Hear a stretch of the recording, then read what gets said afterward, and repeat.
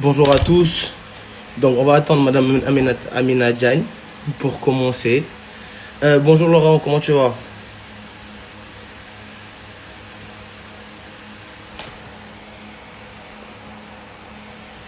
Bonjour Rim, j'espère que vous allez bien.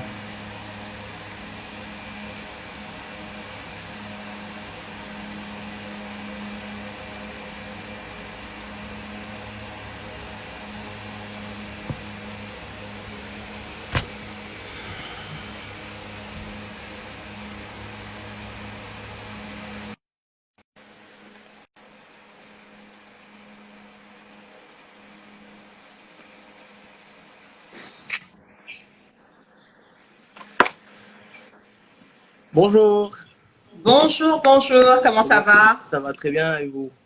Super. Donc, on va laisser 2 minutes le temps qu'ils arrivent. Comme ça, on va commencer par les présentations.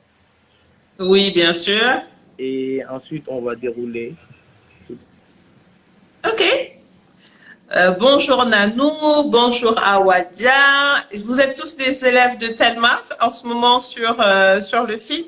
Donc, j'ai quelques de mes camarades qui sont là. Laurent Mendy, Rim. Nous sommes la promotion sortante. D'accord. Et là, je vois Awadjan qui s'occupe de la communication et du recrutement de Telma.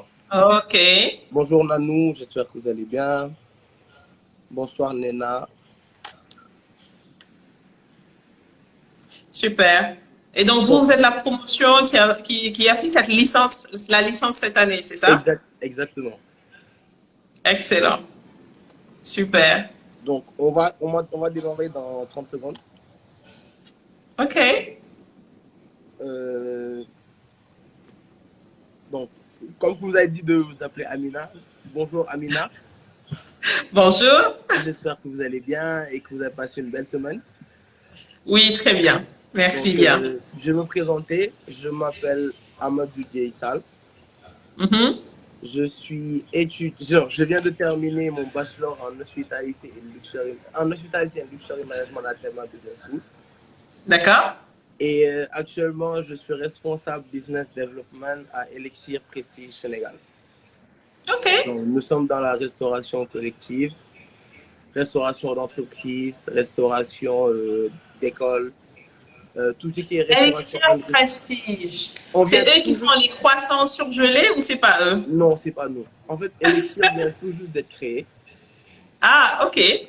Et c'est en fait Monsieur Suntou Bousso qui était directeur général de Nures Sénégal. Nures qui est parti après, avec le Covid-19, avec la Covid.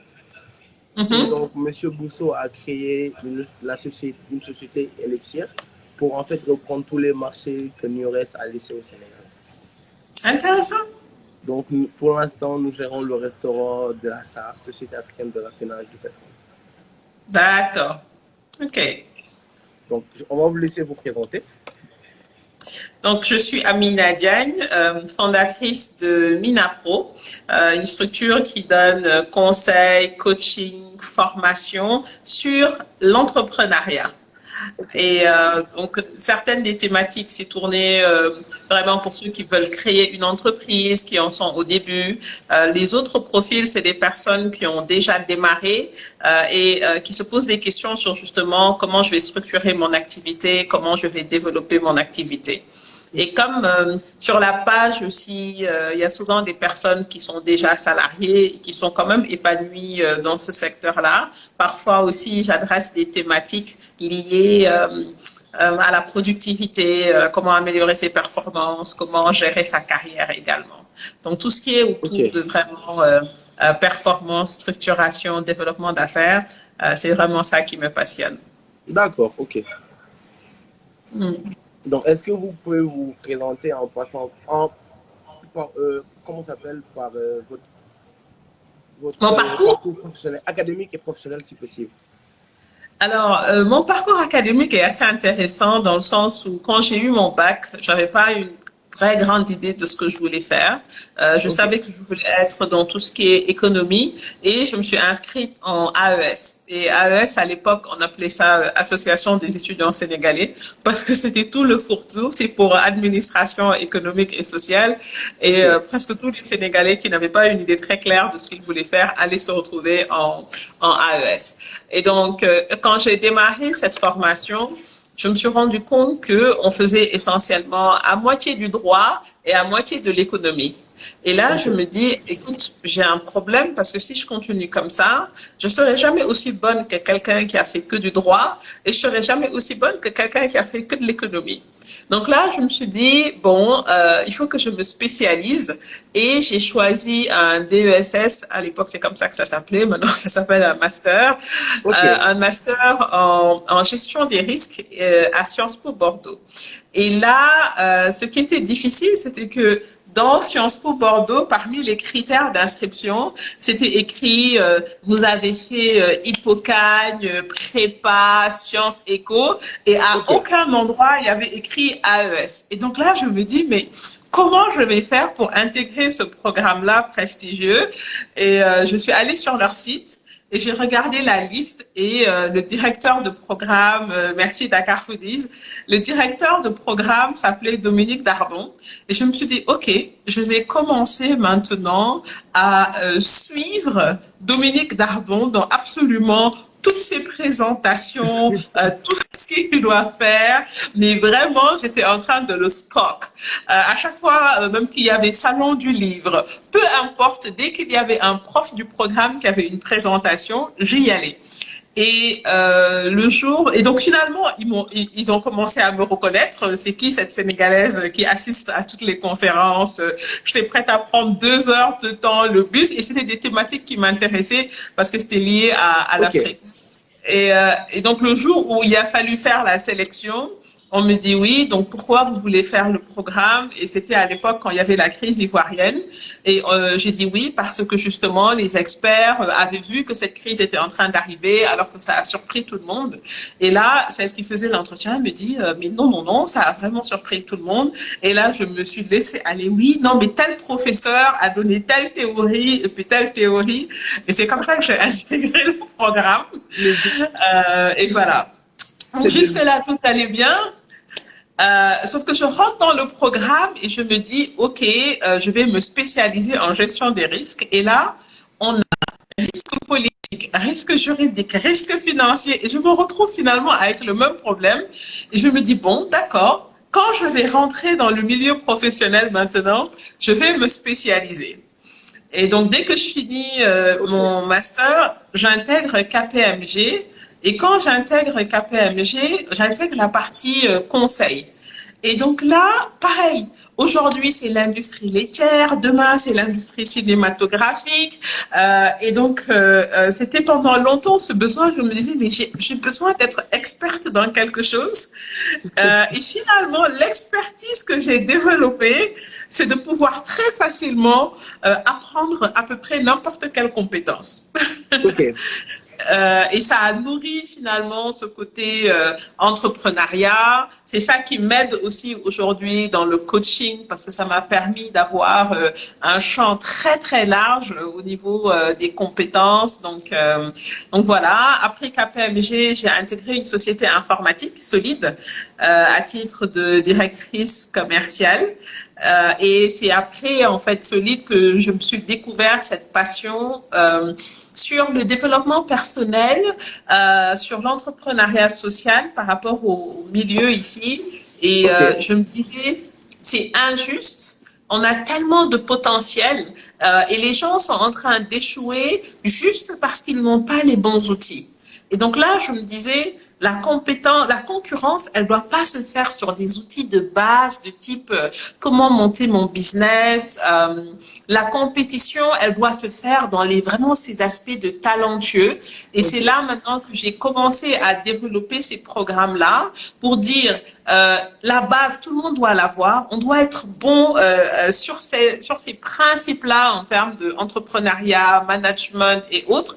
Et après, maintenant, libérer l'énergie créative pour que la personne puisse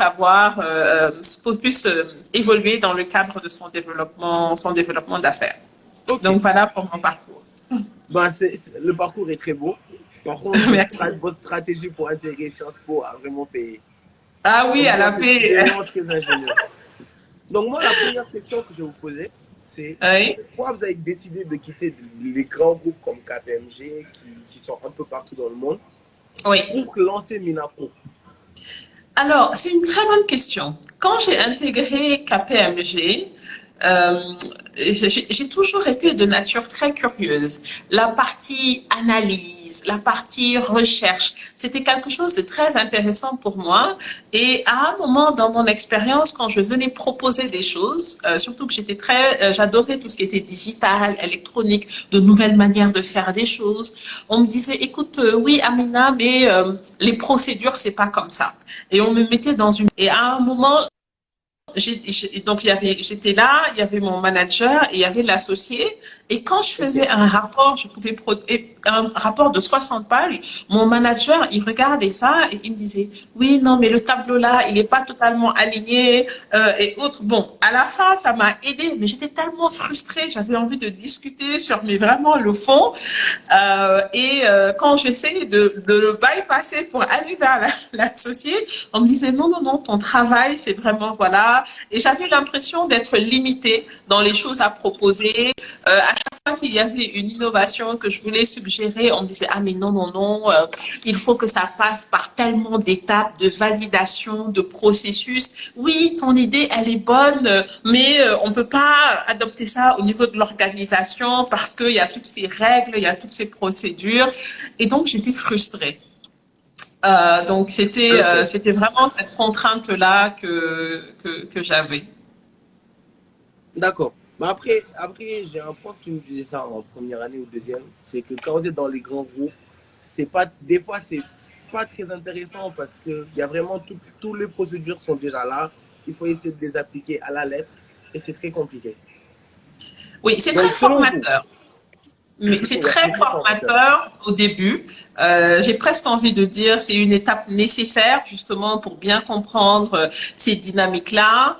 Au début, quand on est jeune, on comprend pas à quoi ça sert d'avoir tous ces process-là. Mais après, ça nourrit maintenant quand on devient entrepreneur. On recommence à replacer le caractère essentiel d'avoir quand même un cadre. Ok, ok, d'accord.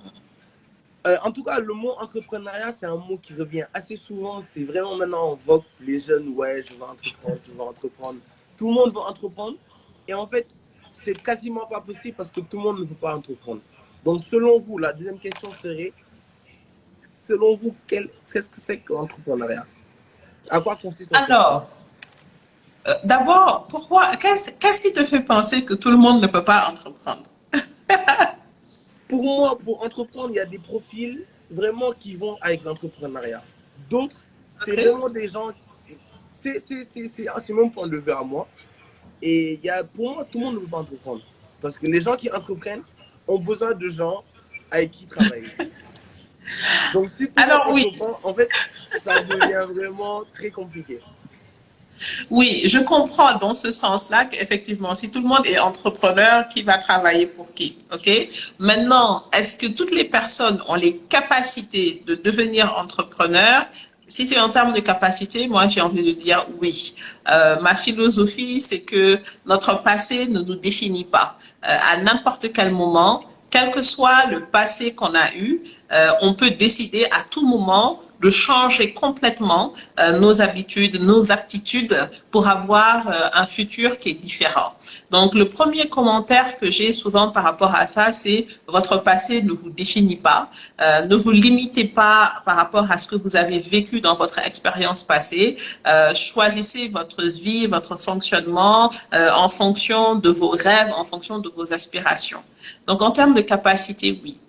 Alors, maintenant, sur l'autre question de quelles sont les capacités pour devenir entrepreneur, souvent la question que j'aime beaucoup poser, et je vais te la poser, est-ce que toi, c'est l'entrepreneuriat qui t'intéresse déjà? Moi, oui. Oui, très bien. Pourquoi souhaites-tu devenir entrepreneur? Pourquoi? Parce que c'est très simple. Moi, c'est très simple pour moi. C'est que je dirais pas que je n'aime pas recevoir des ordres, mais en fait, Mhm, j'aime pas être dans des procédures qui sont déjà établies, tout est déjà établi. J'ai mhm. envie, en fait, de créer l'histoire par moi-même, de Oui, marquer l'histoire et d'avancer à mon rythme. Alors que quand on est dans d'accord. un grand groupe, il y a vraiment des exigences, des choses à remplir. Alors que dans l'entrepreneuriat, en fait, on y va à son rythme, Mhm, avec la vision que nous avons du domaine bien précis. oui, ok. Et c'est Alors, une des raisons pour lesquelles je me vois plus dans l'entrepreneuriat dans le futur. ok. Salut Bachir. Alors, quand je pose cette question à une personne qui vient me dire je veux devenir entrepreneur, parce qu'effectivement, entrepreneur, c'est devenu un terme très sexy. Tous les bailleurs parlent d'entrepreneuriat. Ça fait bien de dire je veux être entrepreneur. Exactement, exactement. Alors, ce que je dis souvent, le baromètre, parce que pour moi, être entrepreneur, c'est très, très différent d'être propriétaire d'une petite entreprise. OK? Ok, Beaucoup de personnes qui se disent entrepreneurs sont en réalité des propriétaires de petites entreprises. Où est la ok. différence? Euh, Est-ce que vous pouvez mieux vous expliquer? Parce que là, vous dites beaucoup de Bien sûr, propriétaires de petites je sociétés. vais expliquer pourquoi. Quand on dit est-ce que tu veux être entrepreneur et que la réponse commence par moi j'aime ou moi j'aime pas, il y a un problème. L'entrepreneur, c'est la personne qui veut changer le futur. C'est la Ok, personne qui veut apporter une solution à un problème. C'est la personne qui voit quelque chose qui n'est pas normal et qui dit ceci n'est pas acceptable, je vois une autre manière de faire cela. C'est la personne ok, qui a une obsession comment améliorer l'autre, le bien-être de l'autre, comment régler le problème de l'autre. Donc, c'est ça l'entrepreneur. Mais à partir du moment où on commence par j'aime pas avoir des ordres, je veux avoir de la liberté, à ce moment-là, on est parti pour être propriétaire d'une petite entreprise. vous avez raison. OK? Vous avez Donc, parfaitement vraiment, raison. quand on est entrepreneur, la première chose, c'est vraiment de regarder quelle est ma vision. Qu'est-ce qui manquerait au monde si jamais il n'y avait pas ma solution? C'est Ok, aussi profond que ça, c'est aussi grand que ça. C'est prendre conscience que on a des compétences, on est venu avec des ressources. Si on ne les exploite pas, à ce moment-là, il n'y a personne qui va faire ce job pour nous. J'ai une question pour toi. À ton oui. avis, où est-ce qu'on trouve le plus de projets, mais incroyables, le plus de projets sublimes? Où est-ce qu'on trouve cela, à ton avis? Le plus de projets d'entrepreneurs, même, on peut dire. Où est-ce qu'on trouve ça? Où est-ce qu'on les trouve? Je sais pas, je dirais à l'université, dans les universités. Au cimetière. Ah, Au ok, cimetière. ok. Parce qu'il Je y ne a m'attendais pas du tout à cette énormément de réponse. personnes qui ont vécu et qui n'ont jamais développé leur potentiel pour diverses raisons. Il y a énormément de personnes qui ont vécu, qui ont juste payé des factures, fait des enfants et qui sont morts parce que ils n'ont jamais exploité leur potentiel, ils n'ont jamais eu soit ils n'y ont pas cru, ils n'ont pas été dans un environnement qui leur permettait d'avoir les ressources dont ils ont besoin pour aller au bout de leurs idées. Aujourd'hui, chaque personne qui vient sur Terre, et c'est ma conviction, parce qu'on a vécu des choses, parce qu'on a eu des expériences, déjà être là, naître, c'est quand on regarde toutes les probabilités qu'il a fallu pour que toi et moi, on se retrouve actuellement en train de faire cet appel-là. Imagine, pour que Ok, tes parents se rencontrent, au moment où ils se sont rencontrés, au moment où ils ont décidé de se marier, le jour où ils ont décidé de faire un enfant, le spermatozoïde qui s'est rencontré, que toi, tu imagines tous ces miracles-là pour que toi, maintenant, tu viennes sur Terre pour réaliser quelque chose. Ok. Maintenant, soit tu viens pour réaliser, soit tu viens pour créer quelque chose de nouveau, soit tu viens pour participer à la création de quelque chose de grandiose. Et c'est pour ça que je dis, il n'y a pas de honte, ou en tout cas, il n'y a pas de grade entre être salarié ou être entrepreneur. La seule Exactement. chose qui est déplorable, qui est catastrophe, c'est de vivre sa vie en étant sur le siège du passager. Ok. OK? Il y a une intervention de chocolatière qui dit je me rends compte que ce que vous dites, c'est très véridique. De nombreuses personnes se disent entrepreneurs, mais en réalité ne sont que des vendeurs ou des propriétaires de PME, comme vous l'avez dit. En tout cas, franchement, moi, je ne m'attendais pas à cette approche de votre part. Donc là, je vais vraiment repenser à mes projets, à me dire est-ce que réellement je suis un entrepreneur ou est-ce que réellement je peux avoir une certaine liberté professionnelle. Mhm. Donc, selon vous, à partir de quel niveau professionnel on doit penser à l'entrepreneuriat pour les personnes qui ont une certaine vision? Parce que j'ai vu dans votre CV, excusez-moi, j'ai vu dans votre CV que vous avez au moins 10 à 15 ans d'expérience professionnelle en ayant fait de la consultance, des missions, de l'audit, du business development et beaucoup d'autres choses avant vraiment l'étape Minapo. Alors, c'est une très bonne question, OK? Honnêtement, ce qui fait la distinction entre... c'est comme si dans l'environnement dans lequel on nous jette des graines d'entrepreneuriat, OK? Je vous donne un exemple. Ok, Dans ma famille, mon père est entrepreneur, ma mère est entrepreneur, mes tantes sont entrepreneurs, mes grands-mères sont entrepreneurs, mes arrière-grands-mères sont entrepreneurs. Donc ça veut dire quoi? Et ma fille, ok, elle a la première entreprise qu'elle a eu à faire, elle avait 12 ans.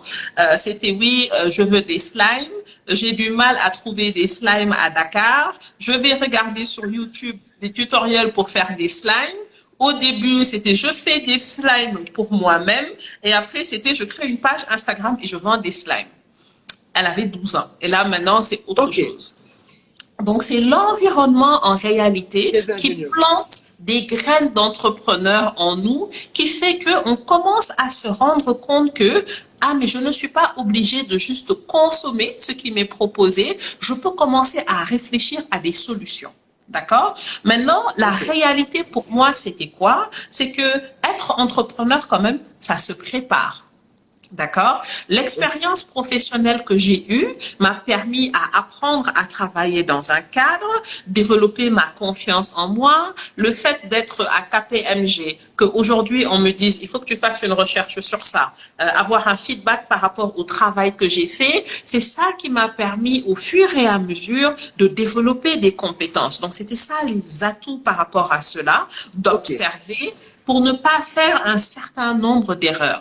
Mais même quand j'étais dans KPMG, même quand j'étais à Solide, mon état d'esprit était toujours comment je peux régler le problème, comment je peux améliorer une solution, une ok, situation. Donc, quand on me donnait un tableau et qu'on me dit, voilà, un document PowerPoint à faire, je ne vais pas juste me concentrer de faire un document PowerPoint, je vais dire comment je peux améliorer cela. Et en fait, donc c'est comme ça qu'au fur et à mesure, on développe cet état d'esprit d'entrepreneur. À un moment, je m'étais amusée sur Facebook, je l'avais arrêté, mais c'était à chaque fois que quelqu'un disait, voilà, il y a un problème, je me disais, ah, c'est un job pour un entrepreneur. ok. Et donc finalement, c'est ça la mentalité de l'entrepreneur. OK? Donc le conseil, c'est vraiment, c'est bien d'être dans un cadre professionnel où on se développe, où on développe ses compétences. On peut démarrer directement dans l'entrepreneuriat, mais c'est plus difficile parce que on est tout de suite très tôt confronté au marché et le marché, il est sans cœur. Ah, j'avoue qu'il est tranquille. En fait, c'est le monde professionnel qui est sans cœur. Oui, mais quand on est entrepreneur, c'est pire. En fait, l'idée, j'ai presque envie de dire, prenez le cadre professionnel comme un terrain de jeu. Parce que Quand vous êtes dans un cadre professionnel, vous êtes dans une équipe. Il y a déjà des gens qui s'occupent de la finance. Il y a déjà des gens qui s'occupent du commercial. Il y a déjà des gens qui s'occupent de l'administratif. Et vous, maintenant, on vous donne une tâche et vous pouvez vous déployer et vous développer beaucoup mieux. Alors que pour beaucoup d'entrepreneurs, qu'est-ce qui se passe? Du jour au lendemain, on se dit « Ah, chiche, je peux lancer quelque chose » et on cherche à tout faire tout seul sans avoir forcément les compétences qu'il faut. Et c'est là que je dis c'est sans pitié. Ok, d'accord, je comprends Okay? bien. Donc, il y a ce volet-là. Ok, Deuxième volet, quand vous voulez être entrepreneur, vous devez avoir des fonds. Donc, c'est vraiment le premier problème.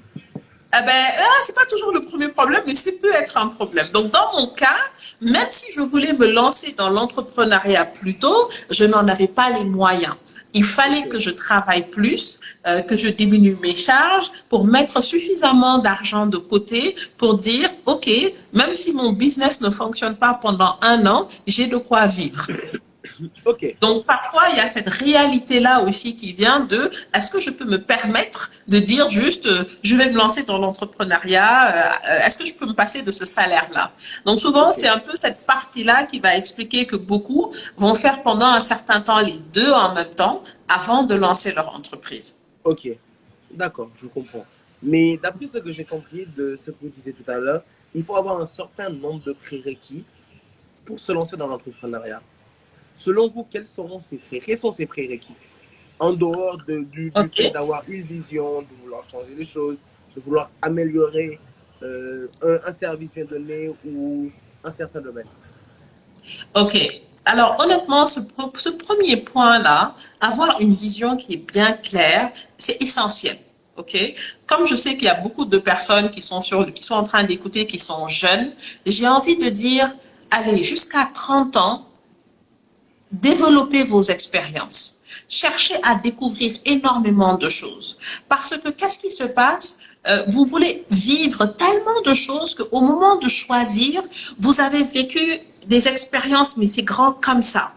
Alors que si votre cercle d'expérience, surtout quand vous êtes au Sénégal, vous avez grandi au Sénégal, vous avez fait vos études au Sénégal, souvent le cercle d'expérience, il est comme ça. Il n'y a pas eu Oui. beaucoup de stages, il n'y a pas eu beaucoup d'expérience, et vous voulez trouver votre passion dans un petit cercle comme ça.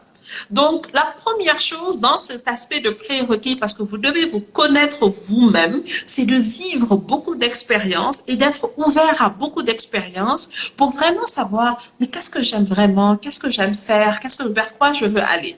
Donc, c'est important. Le premier prérequis, j'ai envie de dire, c'est de se connaître soi-même. Et pour se connaître soi-même, il faut avoir vécu beaucoup d'expériences. Ok. Ça, c'est la première chose. C'est ça qui va vous permettre de dire, voilà ma vision, voilà comment je veux régler cette vision-là. Voilà ce que je veux apporter de nouveau. Ok. Pour pouvoir apporter quelque chose de nouveau, il faut être bon. Il faut être compétent. Le mot compétence, très important. Ah oui. Alors, c'est là que maintenant, comment on devient compétent? Ce qu'on apprend à l'école, travailler quand on a envie ou quand on est motivé, c'est pas suffisant pour être bon. Parfois, je vais entendre des personnes qui me disent, oui, je veux être entrepreneur, mais j'ai plein d'idées dans la tête, etc. Il faut vous imaginer quand vous regardez des champions olympiques, les championnats, les Jeux olympiques. C'est très rare de voir quelqu'un qui va être aussi bon dans une discipline qui implique les pieds que dans une discipline qui implique les mains. C'est pas possible. Parce que pour avoir ce niveau-là, le dévouement que ça va demander, le temps que vous allez passer, c'est presque impossible à ce moment-là de développer autre chose en même temps. Donc l'idée, c'est quoi? C'est de dire, dans 5 ans, je veux être excellente dans ceci ou dans cela. À quoi ça a ressemblé dans mon cas? Dans ma formation, j'ai rien fait qui me préparait au coaching, au développement personnel ou autre. Par contre, qu'est-ce que j'ai fait et je le fais encore, pendant 4 ans, chaque jour, je me forme. Et j'ai changé mon environnement pour rendre cet exercice de formation-là plus facile. Donc, ça veut dire quoi? En 2016, quand je rentre dans ma voiture ou dans les transports en commun, il n'y a plus de musique. C'est un cours en ligne, c'est un YouTube. Peu importe ce que c'est, mais je suis en train d'écouter quelque chose qui améliore mes compétences. Au bout de 1 an et demi, 2 ans, j'étais tellement à l'aise que dès que quelqu'un venait dire quelque chose, je me disais, ah tiens, ça, il a pris la théorie là ici. Ah tiens, il a pris cette théorie là ici. Et on commence à s'habituer, à savoir, ah ça, c'est tel courant ou autre. Et ça devient ensuite comme une seconde nature. Ça devient quelque chose de naturel. Alors Ok, imaginez, au bout de 4 ans, au bout de 5 ans que je continue à faire cela, c'est ça qui va me donner de l'assurance, qui va me permettre d'être compétente dans ce que je suis en train de faire et de commencer maintenant à pouvoir proposer des services par rapport à ça. ok, Donc, à votre niveau, vous devez décider dans quoi vous voulez être extrêmement bon. Aujourd'hui, on va s'en rendre compte à un niveau informel. Je sais pas, prenons la mode. Il y en a qui vont te dire, ah oui, non, mais tel tailleur, s'il te fait une coupe d'habit, il y a personne qui peut te faire une coupe mieux que lui. Parce qu'il est devenu excellent, parce que c'est ça qu'il a pratiqué. ok. OK? Donc, vous devez décider. Je sais que vous êtes jeune, mais vous connaissez tous Bruce Lee. Oui, OK. Bruce Lee a dit, je préfère pratiquer un coup 1000 fois que pratiquer 1000 coups différents. ok. Donc, la personne qui a pratiqué le même coup 1000 fois Normal devient qu'il soit bon. exceptionnelle dans ça. Exactement. C'est très Donc, normal. vous maintenant, mais oui. Donc, vous maintenant, à votre niveau, vous devez décider dans ce que je veux faire, si vous voulez être dans la mode, si vous voulez être dedans, je sais pas moi, même comptable, si vous voulez, n'importe quoi. Qu'est-ce que vous voulez faire et dans quoi vous voulez devenir exceptionnel? Et Ok, quand vous atteignez ce niveau-là, aujourd'hui, par exemple, j'ai sur ma chaîne MinaPro, j'ai beaucoup de contenu gratuit. Parfois, des gens qui viennent me dire, oui, non, mais on va te voler ton contenu, etc. Mais tu te dis, OK, tu prends Youssou N'Dour, tu prends Baba Mal, tu prends Omar Pène. Youssou N'Dour ne va jamais devenir Baba Mal. c'est sûr. Ils sont tous les deux des chanteurs. Oui, ils peuvent avoir des outils par rapport aux technologies qu'ils vont maîtriser, mais chacun Oui, a une voix unique qui fait que quand tu veux écouter Youssou N'Dour, j'écoute du Youssou N'Dour. Peu importe ce que Baba Mal a fait, même si j'aime Baba Mal, quand je veux écouter du Baba Mal, je vais écouter du Baba Mal. Et chacun s'est spécialisé dans son style, dans ce qu'il apporte d'unique. ok, Donc, quand vous voulez être entrepreneur, vous devez avoir quelque chose d'unique que vous voulez apporter au monde et ça demande de la préparation. Et aussi cette de la formation. préparation-là, ah oui, c'est ça, formation, La et puis c'est une formation. formation en continu, Oui, perpétuel. Ok, perpétuelle. perpétuel. Perpétuelle jusqu'à ce que ça devienne une seconde nature. Et ce qu'il faut bien comprendre, c'est que pour développer cette compétence-là après, vous pouvez pas dire, surtout si vous êtes un entrepreneur, vous pouvez pas dire, ah non, aujourd'hui j'ai pas envie. OK? C'est Le pas possible. champion, c'est celui qui se développe, c'est celui qui travaille quand les autres n'ont pas envie. Il y a que là que la différence va se faire. C'est sûr. OK? Pourquoi, Donc, euh, pourquoi Cristiano Ronaldo est plus fort que tel joueur? C'est parce que quand ah le mais joueur oui, tombe, lui, il est là, il travaille tous les jours. exactement. Kobe Exactement ça. Bryant l'avait dit, il commençait son entraînement à 4 heures du matin et quand les autres arrivaient à 6 heures du matin, il avait déjà 2 heures dans le corps. Et donc, si je mets 2 heures dans le corps chaque jour de différence par rapport aux autres, au bout d'une semaine, au bout d'un an, au bout de 5 ans, où j'ai chaque jour mis 2 heures de plus que les autres, il ne peut plus y avoir de comparaison. Ouais. Il y a une différence de Ok. niveau qui est très flagrante. C'est ça. C'est sûr. Donc, avoir une vision claire, être excellent, peu importe ce que vous voulez faire, savoir très clairement quel est le problème que vous voulez régler. Ok. OK? Donc, par rapport à tout ce que vous venez de dire là, j'avais une question à vous poser. Mais je me dis que, mais plus maintenant on avance dans le live, plus je comprends que ça dépend du profil de chaque personne. C'est-à-dire, au bout de combien d'années d'expérience professionnelle peut-on se lancer peut-on se lancer dans l'entrepreneuriat? Ça dépend du temps que vous êtes prêt à mettre chaque jour sur le Ok, développement de vos compétences. Vous pouvez commencer par l'entrepreneuriat, mais ça dépend du temps que vous allez mettre chaque jour à vous former. ok, OK? Plus vous allez mettre du temps à vous former et plus rapidement vous allez être compétent dans ce que vous allez faire. Le talent, c'est une chose. La pratique bat le talent si le talent ne travaille pas. ok, Donc, plus vous allez travailler, si vous travaillez, vous pouvez avoir quelqu'un qui est talentueux à la base, mais si vous travaillez plus, le talent ne peut jamais rivaliser avec le travail. la OK? pratique. Donc, ce qu'il faut faire à ce moment-là, c'est dire, OK, j'ai conscience que voilà ce que je veux. Voilà les compétences qu'il faut pour y arriver. Voilà aujourd'hui où je me situe.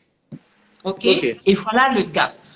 Et maintenant, par rapport à ce gap-là, c'est là que maintenant vous allez décider de, je mets chaque jour 1 heure, je mets chaque jour 2 heures, je mets chaque jour 3 heures pour combler ce gap-là. ok, OK? d'accord, Et donc maintenant, c'est dans ce sens que c'est proportionnel vraiment au temps que vous allez mettre. d'accord, ok. Donc, tout à l'heure, vous aviez dit que tout le monde pouvait être entrepreneur, Oui? même si je vous avais dit que pour moi, je pensais qu'il y avait des profils qui n'allaient vraiment pas avec l'entrepreneuriat. Donc, selon vous, quels sont les bons profils pour démarrer pour être entrepreneur? Les profils n'existent pas. Comment ça? Les profils n'existent pas. Vous pouvez changer et décider de votre avenir à tout moment. Aujourd'hui, je suis convaincue que si je veux devenir médecin chirurgien, il n'y a rien qui m'empêche de devenir médecin chirurgien. Honnêtement, Amadou, Ok. si aujourd'hui, vous voulez devenir n'importe quoi, est-ce qu'il y a quelqu'un pour vous dire non? Normalement, non. Personne, C'est de la dé- personne Il faudra de la n'est là détermination. pour vous dire non. Personne. Ça dépend de vous. Ça dépend de vous. Dans le sens où c'est pas votre passé qui vous détermine. L'idéologie, la pensée, le fonctionnement, le fait de vouloir mettre dans des boîtes par rapport à des profils, ça a existé pendant longtemps, mais le postulat de base par rapport à ça, c'est dire qu'on est défini par notre passé. Ok. Et à partir du moment où parce que qu'est-ce qu'on fait dans le profil? On évalue, oui, qu'est-ce que vous aimez, et on pense par rapport à, voilà, c'était quoi vos compétences, qu'est-ce qui vous a préparé dans le passé? Tout ça, on est ancré sur le passé. OK? Ok. Donc, dès qu'on pense profil, on est ancré sur le passé. Alors que qu'est-ce que je suis en train de dire? Peu importe ce que vous voulez être, à partir de demain, vous pouvez avoir un comportement qui va faire de vous une personne totalement différente dans 1 an, dans 2 ans, dans 3 ans. C'est sûr. Parce que Mais oui, la vie est un perpétuel enseignement. Donc, mais attends, et c'est facile. oui, Aujourd'hui, on est la génération pour qui il n'y a jamais eu autant de contenu gratuit d'apprentissage. Et on a une ok. grande chance. Ça, c'est Et vrai. ça, les Sénégalais qui n'ont pas été à l'école, c'est pour ça que c'est malheureux pour eux et c'est pour ça que je cherche à développer du contenu en Wolof. Mais aujourd'hui, quand on comprend français, on peut apprendre n'importe quoi sur Internet. Oui, Donc, vous pouvez développer n'importe quelle compétence. c'est sûr. Si aujourd'hui, vous savez à peine lire et écrire A, B, C, D, et que dans 5 ans, vous voulez avoir le niveau d'un professeur de français, c'est possible. Oui. C'est possible. Il faut juste avoir le mindset, l'engagement, la détermination et ne pas se décourager. Exactement. Donc, c'est dans ce sens que il n'y a pas de profil type, à mon sens, pour être entrepreneur. Une fois Ok. que la personne a décidé de voilà ce que je veux faire, si elle est prête maintenant et si elle a les bons outils, c'est même pas c'est une question de mindset, mais même ce mindset-là, c'est juste expliquer à la personne comment on acquiert une nouvelle compétence, qu'est-ce qui est normal, que la personne sache que oui, elle va se planter, qu'il ne faut pas se baser sur la motivation parce que la motivation, eh ben, ça, elle disparaît. Et une fois que la personne sait exactement à quoi s'attendre, comment, parce que l'une des difficultés de votre génération, c'est que on a l'habitude de voir des stars instantanées. On regarde America's Got Talent, la personne arrive, on fait un truc sur 1 heure de temps, et puis hop, elle a réussi. Autre chose qui est très difficile pour votre génération. Là, c'est bon, vous êtes content, vous réussissez à faire une chose que vous trouvez extraordinaire, vous ouvrez les réseaux sociaux et on vous dit, ah, mais le gosse de 8 ans, il l'a fait. Et donc, tu te sens pas bien, tu te dis, ah, mais finalement, je suis pas si spécial que ça. Les gosses de 8 ans, elles le font. J'avoue, Donc, j'avoue. c'est ça qui est difficile. Alors qu'une fois que la personne a les bons outils, et comprend comment le cerveau fonctionne, comment je vais développer ces compétences-là, et qu'elle est dans quelque chose qui l'anime, qui la passionne, c'est prendre conscience que je peux changer ma vie complètement dans les 5 ans à venir. Il faut de la ténacité pour ça, comme le dit Milliard. Ah oui, il faut de la ténacité et c'est même plus profond que de la ténacité. C'est un entraînement, mais terrible. Parce que honnêtement, même en sachant tout ça, il y a des jours, on n'a juste pas envie. Il y a des jours, Ça, c'est on compréhensible. se dit, et puis après, il y a l'entourage qui te dit, ouais, mais yo, mais qu'est-ce qui t'arrive? Mais relaxe un peu et autres. Mais Bien. vous êtes pas sur le même cheminement. Ok, ok. Mais après, il y a une chose que je remarque, c'est que notre génération, je dirais pas notre génération, mais les jeunes n'ont vraiment. En fait, ils ont peur des fois d'entreprendre parce qu'ils ont peur de l'échec. Et c'est vraiment dommage parce qu'il y a un proverbe qui dit que chaque échec est un escalier, fait partie d'un escalier vers le futur, vers un futur radieux. Donc, que pouvez-vous dire à ces jeunes qui ont peur de se lancer? Alors, honnêtement, même ceux qui n'ont pas peur de se lancer, s'ils savaient réellement ce que ça demandait d'être entrepreneur, et là, je ne veux pas décourager personne, ils fuiraient en courant. Ah oui, à ce point. C'est assez dur, c'est extrêmement difficile. OK? Maintenant, c'est un parcours. Quand on est dans ce qui nous passionne, quand on est dans ce qu'on veut apporter, on y va à fond. Mais c'est beaucoup de solitude. Parce que les gens ne comprennent pas forcément ce qu'on veut faire, les gens ne sont pas forcément dans le même état d'esprit que nous, c'est beaucoup de sacrifices, parce que c'est plus facile de chiller tranquillement, de scroller sur sa page, que de se dire non, je me lève à 5 heures du matin parce que je suis en train de préparer et autres. Donc, il faut presque devenir comme un robot où on se dit, OK, je ne me pose pas de questions de est-ce que j'ai envie, de est-ce que j'ai pas envie. C'est Ok. l'heure, prip, je me lève et je fais ce que j'ai à faire. Mais après, qu'est-ce qui n'est pas difficile dans cette vie?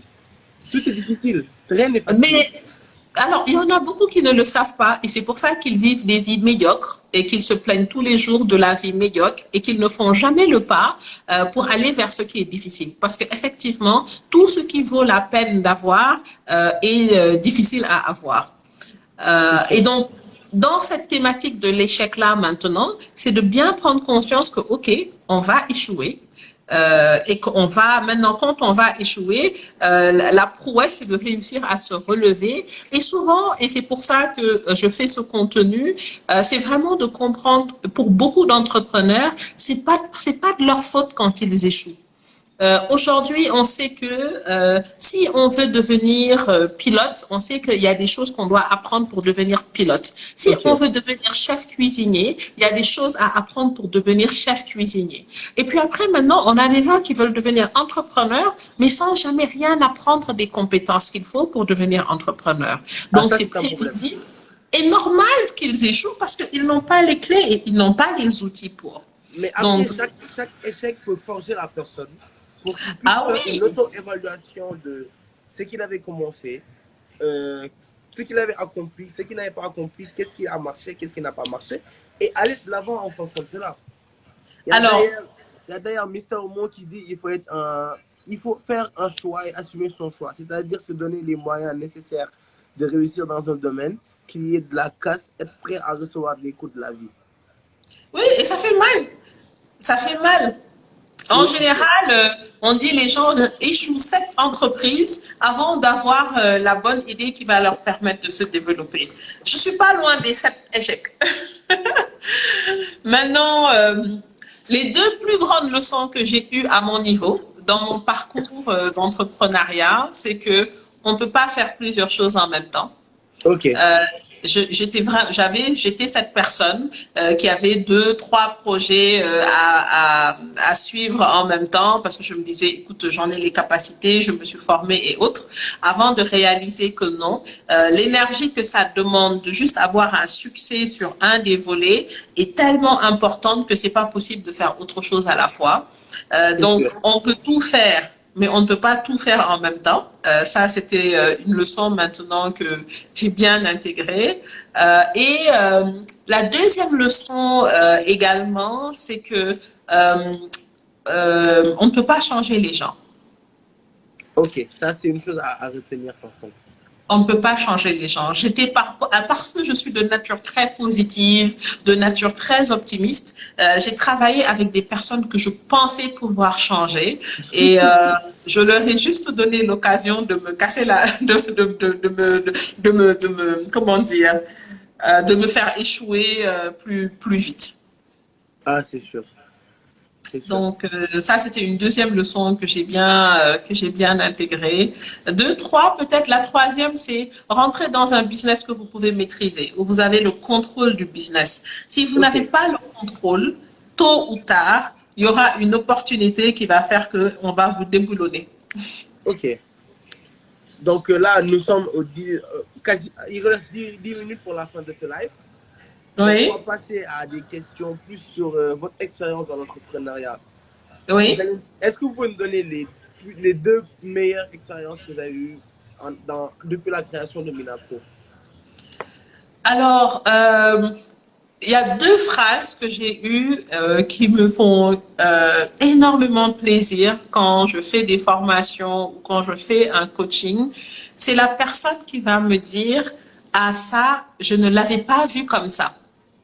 Ok, Euh, Souvent, quand je fais des formations sur l'entrepreneuriat, quand je rentre dès le premier jour, je dis aux personnes, au bout de cette formation-là, il y a des gens qui vont abandonner le projet dans lequel ils étaient. Il y a des gens qui vont se dire, ouh là là, j'étais sur la bonne voie, mais j'étais à 5% de ce qu'il fallait faire.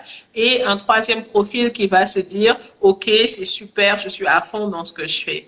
Et donc, travailler avec une personne sur son projet et qu'elle puisse avoir une autre perspective parce qu'elle a quelqu'un en face qui va lui poser des questions, qui va challenger. Et le moment où la personne me dit, je ne l'avais pas vu comme ça, je suis heureuse parce que je me dis, on est dans un cadre où elle a pu apprendre cette information-là sans avoir à faire des erreurs pendant longtemps sur le marché du travail ou sans que ce soit des clients. Donc l'idée que j'ai pu permettre à cette personne-là de gagner énormément de temps par rapport au développement de son activité, ok, ça me fait vivre.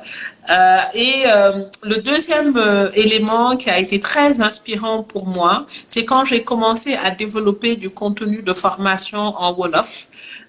Et que j'avais des personnes en face qui n'ont jamais eu cette opportunité-là d'avoir ce type de contenu-là et de prendre conscience que, ah mais attends, au Sénégal, on a 60% à peu près de personnes qui ne parlent pas français. On est en train de s'entêter à faire du contenu exclusivement en français. ou en anglais? Ça a donné encore plus de sens et plus d'impact à ma mission de vie quand j'ai commencé à développer ce contenu-là en Wolof. C'est challenging, c'est difficile. Ok, Parce que au début je voulais parler un meilleur Wolof, je voulais parler un Wolof sans mot de français et tout, jusqu'à ce qu'un de mes mentors me dise, écoute, tu parleras jamais aussi bien français que la personne qui a grandi dans le fin fond du Sénégal. Tu as grandi ici au plateau et autres, tu es né là, donc il n'y a rien à faire, accepte. en tout Et cas, on voit, ça m'a débloqué. en tout cas, on voit beaucoup de passion quand vous parlez. On sent que vous Oui. êtes passionné par ce que vous faites. Malheureusement, j'ai pas eu la chance de vous avoir eu comme professeur à Telma. À Thelma. Et on a déjà eu à échanger une ou deux fois. Mais franchement, la phrase, je ne voyais vraiment pas l'entrepreneuriat de cette manière aujourd'hui. Franchement. Et honnêtement, parce que pour mon projet de fin d'études, j'ai écrit mon mémoire en faisant un projet qui est dans le secteur. Et en fait, Mm. je ne voyais pas les choses comme vous l'aviez dit. Et OK. franchement, je me suis dit, à Madame Diagne, il faudrait que j'aille la voir. Parce que déjà, ça peut être très important pour la suite de ma carrière professionnelle que je viens de commencer. Mais ensuite, vraiment songer après à l'entrepreneuriat comme j'ai toujours voulu le faire. Mais après là, il faudrait que j'arrête le je veux avoir ma liberté, je veux ça, je veux ça, je veux ça. Trouve le problème que tu veux régler. Trouve Merci. comment tu veux changer le monde. J'ai vu quelqu'un qui traduit son contenu. Mister Mo, franchement, félicitations. Il faut que plus de personnes traduisent le contenu, qu'on réussisse à décomplexer toutes ces personnes qui se disent si je parle pas français, ça veut dire que je suis pas intelligent, parce que c'est énormément de potentiel à débloquer. Là, c'est clair. J'ai eu beaucoup de plaisir avec les élèves de Telma. J'ai gardé le contact avec beaucoup d'entre eux. C'était une très belle expérience pour moi également. Mais j'espère que cette expérience-là, vous pourrez la continuer au fil des années. Parce que Mais là, franchement, les on étudiants a de... continué. Je retrouve certains qui sont là, certains qui m'appellent. Donc, on est ensemble et on aura probablement l'occasion d'avoir d'autres partenariats pour créer encore plus de contenu sur cette thématique-là. Franchement, ce serait super. Franchement, ce serait super parce que la jeunesse a besoin d'avoir des gens comme vous pour les conseils. Parce que, Merci. parce que nous sommes là, mais nous ne sommes vraiment pas très bien orientés. Le système éducatif en place ne nous permet pas de nous orienter, de faire focus sur certaines choses. Donc, la majeure partie des jeunes arrivent après le bac ou arrivent à Ouais. l'université, ils ne savent pas exactement ce qu'ils veulent faire. Ils sont perdus. Et c'est Ouais. vraiment bien d'avoir des gens pour la formation, des gens avec qui discuter. Ces personnes-là qui nous motivent et en Mm, fait, qui réveillent ce qui dormait en nous. Et c'est vraiment, vraiment très absolument. intéressant. Amadou, tu es excellent. En tout cas, je ne sais pas quel métier tu veux faire après, mais en modérateur, franchement, tu es top. Merci beaucoup pour le compliment. Bah, tout ça, Merci. c'est l'effet que Thelma a eu sur moi. L'effet que Ah, mais vraiment. mes professeurs, ce qu'on m'a appris, toutes les épreuves que j'ai eu à avoir en étant à Thelma, c'est vraiment ça qui a forgé la personne que je suis. Merci beaucoup pour le Excellent. compliment. Félicitations. Et félicitations à tous ceux qui ont consacré leur vendredi après-midi à écouter ce live-là. N'hésitez pas, si vous avez des questions ou autres, vous pouvez Exactement. au moins continuer la conversation sur ma page également. D'accord, ok, il n'y a pas de souci. Donc, Très bien. pour les personnes, regardez vos étudiantes qui sont là, Milia, Bina, elles me fatiguent vraiment. Donc, pour toutes les personnes qui ont des questions à poser et qui aimeraient les poser, ce serait bien de mettre vos questions sur la boîte à questions, comme ça on les pose à Madame Jaime. En attendant, Merci il Amadou. reste 5 minutes. Merci à vous, merci à tout le monde. Eh, mais Milia, tu n'es pas sérieuse, toi. Donc, Madame Diagne, vu qu'il n'y a pas de questions, on va passer au mot de la fin. Oui. Et après, on va annoncer, attendez, je le mets. Il y a l'afterwork qu'on fait habituellement. Cette fois-ci sera dimanche à partir de 18h. Et vous allez retrouver, comme d'habitude, l'équipe Chaba et Ngone qui seront là pour vous faire. C'est autour de la danse. Intéressant. Je vous invite, Madame Diagne. C'est bien, des fois, il y a des jeunes talents qui sont là, qui dansent, qui chantent. Il y a des jeux que nous faisons, des devinettes, et c'est vraiment très intéressant. Et il y a des lots à gagner. En ligne ou en présentiel? Non, en ligne. En ligne. En ligne, je vous rejoindrai alors avec plaisir. Je commence à être plus proche de la génération qui doit faire attention au Covid, donc je suis en mode rester chez vous. Non, vous faites partie de notre génération à nous. Déjà, par le look, par l'état d'esprit, non, vous êtes plus dans notre génération à nous. Écoutez, la seule chose que j'ai envie de dire, c'est vraiment ne vous laissez pas être défini par votre passé. Assurez-vous que vos pensées sont vraiment vos propres pensées. Donnez-vous la latitude. Vous êtes jeune. Ayez des expériences, vivez des choses nouvelles dans tous les sens. Faites de l'escalade, apprenez à jouer un instrument de musique, faites des choses qui sortent complètement de l'ordinaire pour apprendre vraiment à mieux vous connaître, à aller chercher des nouvelles expériences, à avoir un regard nouveau. Sortez de Dakar, allez dans d'autres régions, rencontrez des personnes qui sont dans des milieux totalement différents à votre âge. C'est ça le plus important parce que vous pouvez vous planter encore 10 ans que vous n'aurez pas mon âge quand j'ai complètement décidé de recommencer ma carrière. Ok. Donc, rien n'est grave, j'ai envie de dire. C'est vraiment le moment d'aller à la découverte de vos compétences, de vos talents. C'est le moment, c'est le moment. Surtout que nous sommes dans un secteur qui est vraiment très ouvert. Donc, plus nous sortons, plus nous allons à la Oui. découverte, plus nous avons notre esprit d'entrepreneur évolue parce que dans l'hospitality, plus on sort, plus on voit des choses que nous n'avions jamais vues, plus c'est des choses qu'on peut adapter à notre secteur. Et comme je dis, vivons notre jeunesse. Vraiment. Ceux qui vont au Japon, là, moi je viens au Japon hein, parce que je suis passionnée par les animés aussi. Donc ceux qui vont au Japon, appelez-moi quand vous allez au Japon. Ah, ah ouais, vous regardez les mangas. J'adore les mangas. Donc voilà, c'est ce que je disais, c'est que vous êtes partie de notre génération. Donc c'est ça. Donc oui, donc expérimentez, apprenez chaque jour quelque chose de nouveau, soit sur YouTube ou autre. C'est mes deux derniers conseils. Ok, ben, tout le monde n'a qu'à faire comme Milia qui vit sa best life en France. Merci à vous, Madame Diagne. Merci bien. On aura l'occasion de se croiser. Inch'Allah. Et bonne continuation à tous. Merci à tout le monde d'avoir été là, d'avoir suivi le live. On se donne rendez-vous dimanche à 18h pour l'after live avec Chaba et Ngoné. Bon week-end à tout le monde. Bye bye. Madame Diane, on vous attendra. D'accord, je viendrai parler de manga. Il n'y a pas de souci. Ok. Au revoir. Au revoir. Merci beaucoup.